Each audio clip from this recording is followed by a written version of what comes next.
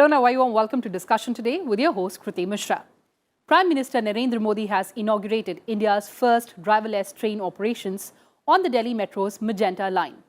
PM Modi said that the inauguration of the first driverless metro train shows how fast the country is moving towards smart systems. The driverless trains will be fully automated, which will eliminate the possibility of any human error. Indian Railways is going through a phase of change. The Railways Ministry is constantly experimenting with the new ideas. And for tracking this journey of progress and development, I'm joined by Mr. Sudhendu Jyoti Sinha, Advisor, Infra Connectivity, Niti Aayog, and Mr. Prempal Sharma, former Executive Director, Board of Railways. Welcome to Rajya Sabha Television, gentlemen. And Mr. Sharma, coming to you first. In 2014, we had metro connectivity in only 5 cities. Now, it's in 18 cities, and the plan is to expand it to 25 cities by the year 2025. How do you evaluate this journey? Let me start. When we started or conceived Kolkata Metro in 1976, it took almost 26 years, and kilometer was only 26, and it's confined to only Kolkata. Now in 21st century, we started Delhi Metro in 2002, and now only 18 years. And how long it is? 400 kilometers touching shortly. And now, as you mentioned, Magenta line, violet line, red, green, everything. I think Delhi, we can't imagine if metro would not have been there, the Delhi, I think this capital would not have survived with that almost more than 2 crores of population. Not only Delhi, the NCR, now we have connectivity with Noida, Ghaziabad, NCR, and now we are expanding. As you rightly said, only 18. Even in 20 more cities, we already have survey. How it is possible? Until unless we are, or Indian Railway are with the change in the technology, IT, and the pressure on that Indian economy, population, all facilities. If you want to be at par with the world capitals, world nations, this is the only way out. And I think we must welcome. This is a very historical day. Now the driverless train have started. Now maybe tomorrow it is. But what I'm feeling that immediately as soon as we start driverless, then many people start that there will be a unemployment and all kind of problems will be there. There is no question of that. When computer started, the Shatabdi train we started in the birth centenary of Jawaharlal Nehru 89. At that time, there was a need for computerization, and everybody started. This is privatization. People will be unemployed. There will be all kind of fears were there. We should not be afraid of that. And Indian Railway, I think, with the technology, with the artificial intelligence, with the whatever progress in technology and railway field is there, we are adopting that, and we are proud of it. All right. So we are talking about technological evolution, and I'll take that to Mr. Sinha. Mr. Sinha, driverless metro tracks or network that is already existing in countries like Canada, France, Singapore, UAE. With Delhi Metro's Magenta line, India has joined this select league of nations. How do you look at this milestone in India's urban mass rapid transit system? I would say that this is a major achievement.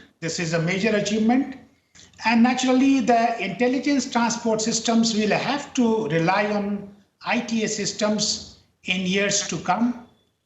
And as your question revolves around metro systems, precisely the transit systems which are available in the metro, then mass rapid transport systems, they have got to be shared, connected, and they have got to be sustainable, and holistic solutions have to be found out.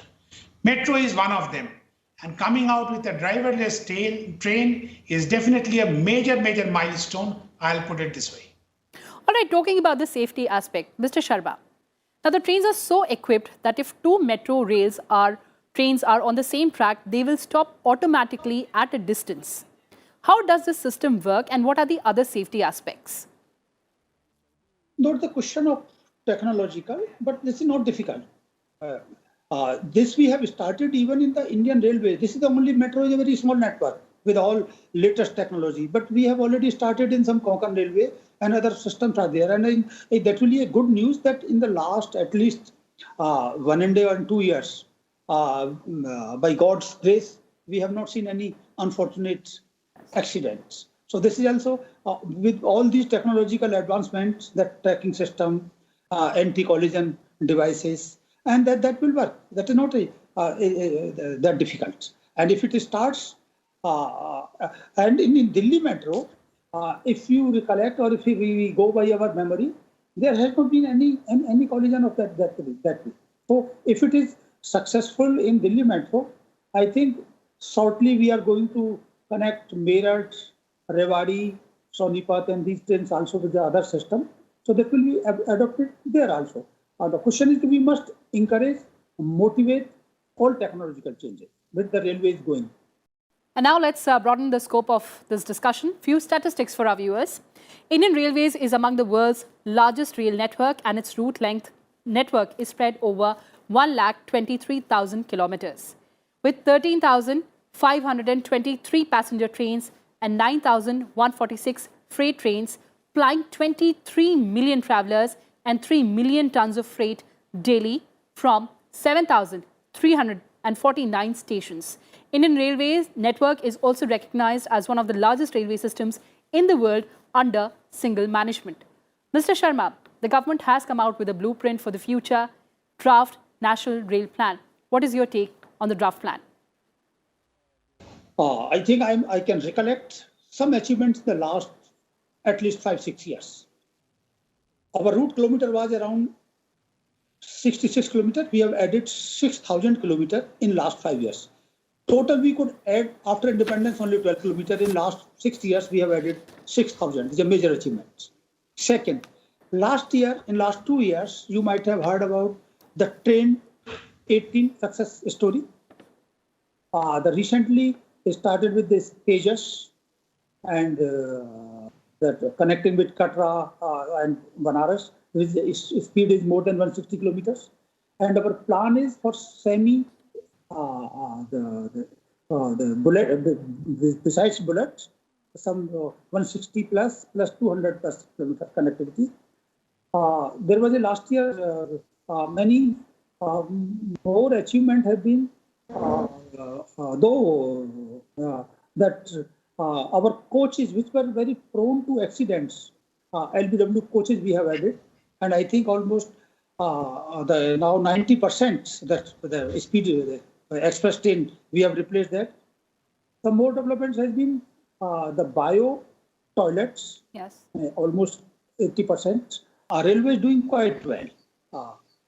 The track maintenance, you remember, near Meerut, 3 years back, there were some major accidents near Kanpur, near Meerut, and some new track modernization technology has been introduced. So these developments are quite fast. Not only these, the facilities for the public. Now, on telephone, your reservation status, that seat availability, plus now many more features have been added. If you want any particular type of the food that has been added, even during this COVID, that has been a very bad period for entire world, not only for Indian Railways. Railway people were not sitting idle. I think during this period we have modernized our tracks wherever because of the train the load on the track we could not do the bridge repairs, and that also we have updated. So I think in the coming the years, railway will be I think accident free, safe passenger with more facilities also. Plus, as committed by the announcement by your railway minister, our achievement will be when everybody will get berths as soon as they require. You may be remembering for decades that during Diwali holidays, there is no berth available for Bihar. Even the New Year, now just after 3-4 days, no that berth will be available for any big cities, Bombay, Calcutta. I think shortly we are on the line of that the public of this country should get this facility. All right, sir. We're talking about the National Rail Plan, and let me take that to Mr. Sinha. Mr. Sinha, future of Indian Railways, faster trains, dedicated rail freight corridors. Your take on the draft rail plan? I would say when the Prime Minister, he had envisaged that Indian Railways will be the growth engine in India's Vikas Yatra, on the growth trajectory, on the development trajectory of India, Indian Railways will act as a growth engine. And by that, he definitely visualized that Indian Railways will have a big space, big role to play in the entire mobility of India. Now, if you see the kind of investment that has been planned after that, that can be the best indicator to the commitment, to our commitment to Indian Railways, to the government's approach to the entire infrastructure development for Indian Railways. Now, traditionally, Indian Railways has always been saying that there is a capacity constraint. Yes. They are not able to run the trains because of the congestion.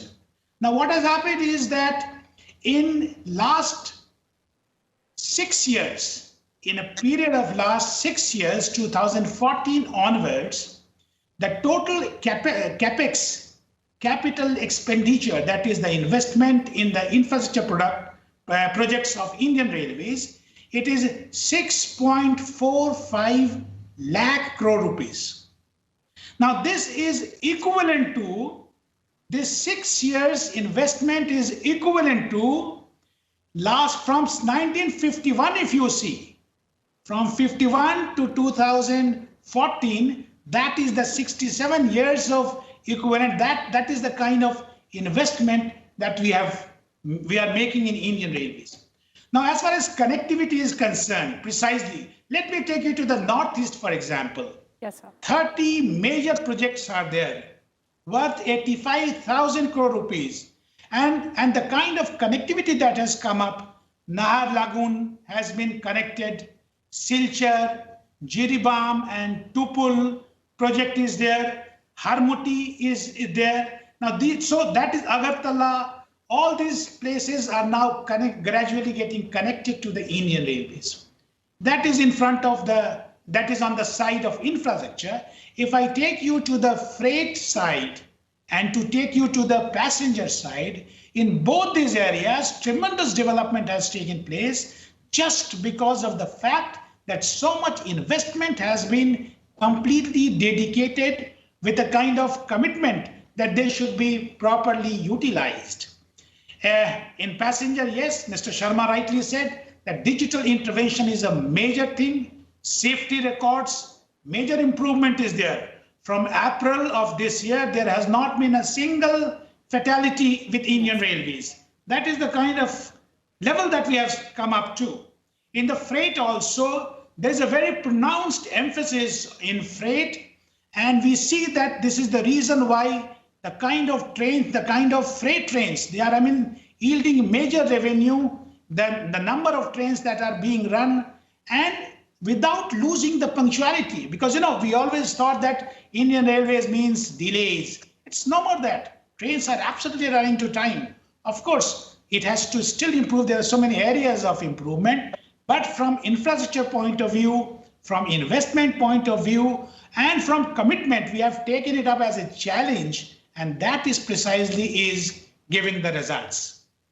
So you made a very, very important point on infra capacities and particularly in Northeast. Mr. Sharma, how do you look at these endeavors by the ministry in the northeastern region of India? No, it's a really very, I think, most inspiring story. Before that, nobody thought that the seven sisters, their capital should be connected. And I think as soon as this government came, within, I think, a year, and they started focusing on that. And in the foreign policy, that look east, instead of look east, now is act east. And that includes our northeast region also. And already survey has been completed, and shortly we all will be connected with that. Not only that, with Bangladesh also, that has already planned. And why we are forgetting the development contribution of railways in Jammu and Kashmir. Yes. So it already started, but now the hazards, the challenges we are facing in Kashmir, law and order to all terrorist activities, but railways progress has been very steady in that direction. I think Sudhir already highlighted some that even golden quadrant when we say that Delhi to Bombay, then connectivity to Chennai, Kolkata, our 58% of our revenue from passenger comes from this area.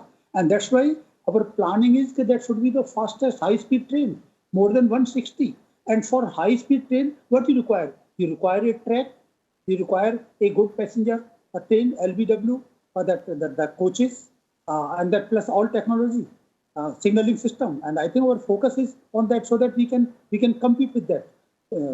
Challenge before railway is tremendous. And now challenge before that airlines, challenge before the road traffic. But I think no doubt we have been lagging behind in some freight traffic in the last some decades. But shortly, as started by the dedicated freight corridor, that shortly we will overcome that. That will be connectivity will also be better for passengers as well as for freight. Let me add that only I think 3 days back there has been some inauguration on dedicated freight corridor from Khurja to some area. This is also very good beginning before we enter in 21st century. And once freight, the separate line is there, that track will be available for passenger trains. So we have to look optimistically rather than crying that there has been a privatization, there has been a... So I think we should not worry for that. And no doubt we need more efficiency. The challenges are quite high, but I think the railway is on right track. That's what I feel. Well, absolutely, sir. Plan is afoot to expand the capacities and also to boost operating profit. But talking about Make in India in railways, Mr. Sinha, we've become one of the few countries in the world to have indigenous locos. Make in India and Indian Railways are heads up. Yes, we are taking it forward. 95% of the electric loco components, they are made in India. It is a kind of, you can call it is a legislated, it is a kind of guideline that whatever our purchases are, preference has to be given to make in India without compromising on the quality of the stuff. So naturally, taking the Atmanirbhar Bharat forward, railways are playing a big role. And everywhere, wherever localization is possible, then with the kind of technology transfer, we are attempting that the thing has to be made in India so that railways can also act in its components, in its so many small little things as an add-on to the employment generation. That is precisely the role which railways are playing in a big way. And all our policy guidelines, policy direction is aimed at supporting this initiative of Indian Railways that there should be Make in India, preferably in the MSME sector, so that the benefits can go to as many people as possible. And sir, it also seems that we are ready with the bullet train project as well. Bullet train is a different story. It will take some time. High-speed rail is there that is coming up from Sabarmati to Mumbai. But yes, there also lot of effort is being made that whatever things can be made in India or they can be gradually transformed to be made in India, it should be like that. Yes, it is there. Right. Mr. Sharma, another important aspect that I'd like to touch upon is the fact that by 2024, we are aiming to have electrified lines. The railways, the plan is also to be net emitter, zero emitter of carbon by the year 2030. What would be the benefits of such a move? I would like to add a few more things. Last year budget, we decided that there will be 100% electrification. And then there was a debate. And especially, I think a good number of that amount of budget has been allotted to railway electrification. So I think we are in that direction. Before that, I would like to add what Sudhendu, now we are almost with indigenous, but my expectations from railways are that we should start exporting also. That will be the real test of our Atmanirbhar Bharat. In last 2-3 years, I think many German coaches in all pages and that we have imported. This is as a challenge for my future generation. Not only that we should be indigenous, but I think in India with that largest technical manpower, plenty of engineers which are contributing in American economy, Australian economy and England economy as our engineer doctors. I think we have to contribute in our notes so that we can at least for African countries like Southeast Asian nation, Korea. I think that is the more besides in electrification in the progress. Recently in DLW also we have converted that loco to electrical engineers, and most except some hilly side, electrification is on the full scale. That will help in our preservation of environment also in that carbon credit and that system. But we need more efforts on that direction. Do you agree, Mr. Sinha? Yes, Kirti, the best advantage, you wanted to know the advantage of electrification. The advantage of electrification is that when you have got a common traction, then the locomotives you don't have to change the locomotives. You do not have to go from diesel to electric and back to diesel on a particular route. That is the best advantage of it. And then adding on to what Mr. Prempal Sharma said, we have completely indigenized the LHB coaches that we brought from Germany way back at our Kapurthala unit and Rai Bareli unit. It has been completely indigenized. And yes, we are making efforts to ensure that we have a place, we have got a space in the export also of these things. To Bangladesh also we have started exporting, sir, and we are looking for opportunities to get it to export these components outside. All right, sir, before we end this conversation, Mr. Sinha, how do we reimagine the future of transportation with emerging technologies? Yes, I will say, Kirti, the years to come has to be the transformative mobility that we are visualizing. It will be connected, it will be convenient, comfortable, congestion-free, it will be clean, charged, cutting edge, and as such it will be all sustainable and holistic. In fact, the C's which I mentioned you, they are the 7 C's which were pronounced by none other than our Prime Minister during the Global Mobility Summit, yes, where he laid down the complete contours of Indian mobility on 7th of September 2018. And one cannot add on to anything more. So with the advent of intelligence transport systems plus a kind of mobility, it has to be absolutely seamless, without any problem, without any, zero infructuous mobility has to be there. It is not that when you start from home, you start worrying where to get your connection, how much time it will take. If you miss, you do not want to get logged to a particular schedule. That is the kind of mobility, future mobility that you envisage. Right, Mr. Sharma, future mobility, closing comments from you. If I repeat the words of one corporation, we are not concerned with the speed, we are concerned with time, and time is money. So if our speed is, we are safely, we can ensure public and that the more than 130 million people with the Indian Railway, that will be a great contribution, because challenges before not only by air, but some other modules of transport are also coming. Various kind of designs, electric cars are also on the way. But in Indian interests, nothing like Indian Railways. And not only Indian Railway, because the lifeline. It is not question of only the facility for the rich, yes, but for the last person. Our farmers are already agitating. If we can reach their vegetables, their food grains within time from food processing industry, Indian Railway can be a great contributor to Indian economy also. But I feel and I think we all have to work together with a positive mind, not in the sense of that socialist mode we used to have 50 years back. We each has to develop our different skills, efficiency, and purpose. That's my view. All right, so Indian Railways, that is the lifeline of India's transportation system, and winds of change is already evident in Indian Railways. On that note, thank you so much for joining us, gentlemen. So that's all we have for you in today's edition of Discussion Today. Thanks for watching and stay tuned to Rajya Sabha TV.